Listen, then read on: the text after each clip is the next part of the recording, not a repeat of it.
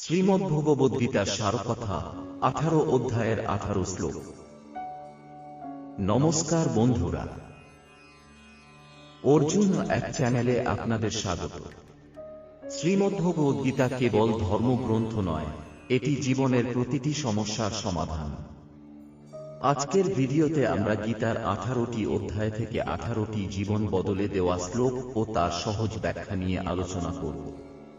কুরুক্ষেত্রের যুদ্ধে বিষাদগ্রস্ত অর্জুনকে দেওয়া শ্রীকৃষ্ণের এই অমৃত বাণী আজও আমাদের কর্ম, ভক্তি ও জ্ঞান অর্জনে শক্তি যোগায়।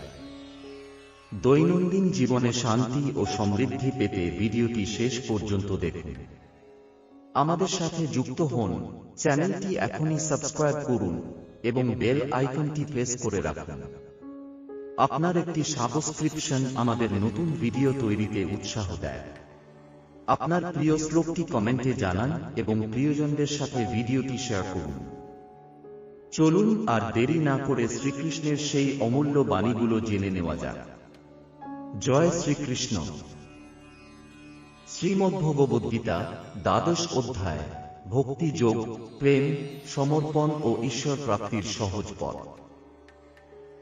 কুরুক্ষেত্রের রণক্ষেত্রে সেই অভূতপূর্ব দৃশ্য, ঈশ্বরের বিশ্বরূপ দর্শনের পর গভীরভাবে পরিবর্তিত হয়ে গেছেন মহাবীর অর্জুনা। তাঁর হৃদয় এখন ভয়, বিস্ময়, শ্রদ্ধা ও ভক্তির এক অদ্ভুত মিশ্র অনুভূতিতে পূর্ণ। তিনি উপলব্ধি করেছেন যে তাঁর সামনে দাঁড়িয়ে থাকা কৃষ্ণ শুধু তাঁর বন্ধু নন, তিনি সর্বশক্তিমান, সর্বব্যাপী পরমেশ্বর। কিন্তু এই উপলব্ধির পর অর্জুনের মনে একটি নতুন প্রশ্ন জাগে। ঈশ্বরকে পাওয়ার সবচেয়ে সহজ ও শ্রেষ্ঠ পথ কোনটি? অর্জুনের প্রশ্ন, সাকার না নিরাকার? অর্জুন বিনয়ের সঙ্গে জিজ্ঞাসা করলেন, হে কৃষ্ণ, যারা আপনার সাকার রূপে, রূপ ও গুণ সহ ভক্তি করে এবং যারা নিরাকার, অদৃশ্য ব্রহ্মকে উপাসনা করে, এই দুইয়ের মধ্যে কে শ্রেষ্ঠ?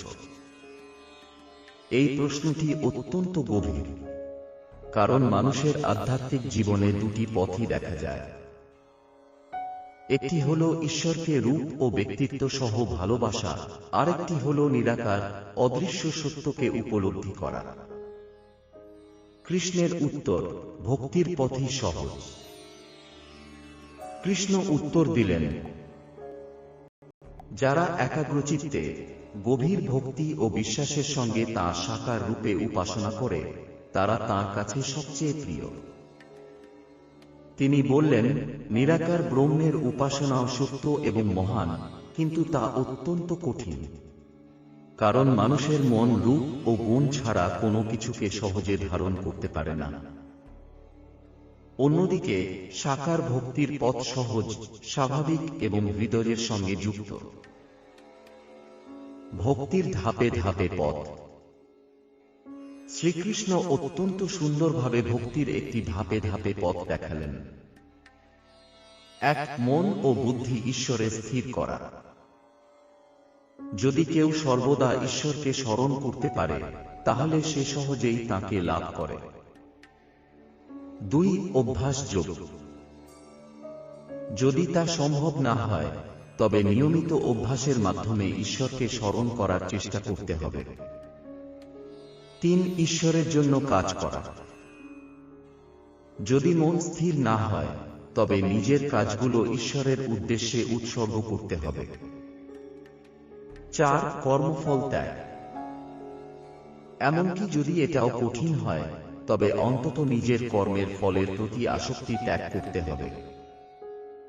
এই ধাপে ধাপে পথ দেখিয়ে শ্রীকৃষ্ণ বোঝালেন, প্রত্যেক মানুষের জন্য একটি না একটি পথ অবশ্যই আছে। ভক্তের গুণাবলী। এরপর শ্রীকৃষ্ণ তাঁর প্রিয় ভক্তদের গুণাবলী বর্ণনা করলেন। এই অংশটি গীতার অন্যতম সুন্দর ও অনুপ্রেরণামূলক শিক্ষা। তিনি বললেন, প্রকৃত ভক্ত হলেন সেই ব্যক্তি যিনি কারো প্রতি ঘৃণা করেন না, সকলের প্রতি দয়া ও ভালোবাসা রাখেন,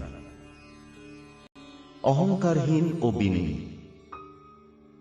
সুখ দুঃখে সমান, ক্ষমাশীল ও সহনশীল, সংযমী ও আত্মনিয়ন্ত্রিত, সন্তুষ্ট ও স্থিরচিত্ত। ভক্তের জীবন দর্শন। শ্রীকৃষ্ণ আরও বললেন, যে মানুষ কাউকে ভয় দেয় না এবং নিজেও কারো দ্বারা ভীত হয় না, যে আনন্দ, রাগ, ভয় ও দুঃখ থেকে মুক্ত, যে প্রত্যাশাহীন, পবিত্র ও দক্ষ, এবং যে নিজের কর্তব্য নিষ্ঠার সঙ্গে পালন করে, সেই মানুষই প্রকৃত ভক্ত। সমবুদ্ধি ও আসক্তিহীনতা। তিনি বলেন, প্রকৃত ভক্ত সেই ব্যক্তি যে ভালো মন্দ, মানাপমান সবকিছুকে সমভাবে গ্রহণ করে, যে বন্ধু ও শত্রুকে একই দৃষ্টিতে দেখে, যে আসক্তিহীন এবং নিজের মধ্যে সন্তুষ্ট। এই অবস্থায় মানুষের প্রকৃত মুক্তি। সরল ও শান্ত জীবন। শ্রীকৃষ্ণ বলেন, যে ব্যক্তি অল্পে সন্তুষ্ট, যিনি নির্জনে থাকতে পারেন, যিনি নিজের মনকে নিয়ন্ত্রণে রাখতে পারেন, তিনি ঈশ্বরের খুব কাছাকাছি পৌঁছে যান। এই শিক্ষা আমাদের বলে, বাহ্যিক জটিলতা নয়, সরলতা ও শান্তি প্রকৃত সুখের পথ। ভক্তির সর্বোচ্চ গুরুত্ব। অধ্যায়ের শেষে শ্রীকৃষ্ণ বলেন, যে ব্যক্তি এই ভক্তির পথ অনুসরণ করে বিশ্বাস ও শ্রদ্ধার সঙ্গে আমার উপাসনা করে, সেই আমার কাছে সবচেয়ে প্রিয়। এই বাণী গীতার অন্যতম মর্মবাণী। এখানে স্পষ্টভাবে বলা হয়েছে, ভক্তি ঈশ্বর প্রাপ্তির সবচেয়ে সহজ এবং শ্রেষ্ঠ পথ। উপসংহার। এইভাবে দ্বাদশ অধ্যায়ে কৃষ্ণ অর্জুনকে ভক্তির প্রকৃত অর্থ বোঝালেন। তিনি শেখালেন, ঈশ্বরকে ভালোবাসা ও বিশ্বাস করাই সবচেয়ে বড় সাধনা।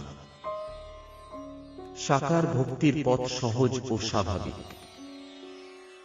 ধাপে ধাপে ভক্তির মাধ্যমে ঈশ্বরকে পাওয়া যায়, এবং প্রকৃত ভক্তের গুণাবলী মানুষের জীবনকে সুন্দর ও শান্ত করে। এই শিক্ষা শুনে অর্জুনের হৃদয় সম্পূর্ণভাবে শান্ত ও দৃঢ় হয়ে উঠল। এখন তার মনে আর কোনো বিভ্রান্তি নেই। তিনি বুঝতে পেরেছেন যে ভক্তি, কর্তব্য এবং আত্মসমর্পণের মধ্য দিয়েই জীবনের চরম সত্যকে পাওয়া যায়।